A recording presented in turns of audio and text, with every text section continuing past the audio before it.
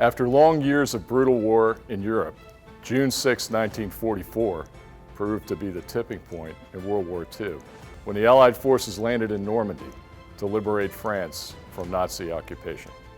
Although the coronavirus pandemic has severely reduced our ability to commemorate D-Day together in person, it is imperative we honor all the Allied forces who stood defiant on land, in the air, and at sea.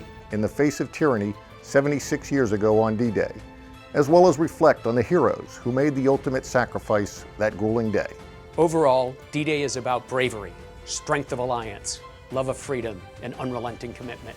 Today, we continue to stand with our European allies and partners in maintaining a continent at peace. Although we may be apart because of COVID-19, the most disruptive global crisis since World War II, together we honor the past as we secure the future. Together Together we remember.